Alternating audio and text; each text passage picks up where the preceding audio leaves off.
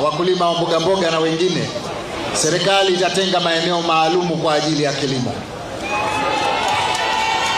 Lakini haitokupeni mashamba peke yake, itakupeni pembejeo kwa maana ya vitendea kazi, ikiwemo mifumo ya umwagiliaji maji, ikiwemo mbolea, ikiwemo mbegu bora, lakini vile vile tutawatafutia masoko ya uhakika, ikiwemo hoteli za kitalii pamoja na masoko tunayoyajenga kila upande katika nchi yetu.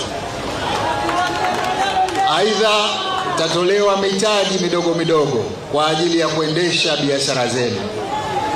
Haya mambo tunayasema tukiwa tunatambua fika kwamba tuna uwezo wa kuyatekeleza. Uchaguzi uliopita tulitoa ahadi kwa wajasiriamali kwamba tutawajengea masoko, tutawapa mitaji, na tumefanya hivyo. Masoko yamejengwa maeneo mbalimbali kama mnavyotambua, Mwanakwerekwe, Jumbi, Chuwini, na sasa hivi linakaribia kukamilika la Mombasa. Tutaendelea kujenga masoko na tutaendelea kutoa mitaji kwa wajasiriamali ili waweze kujikwamua kimaisha.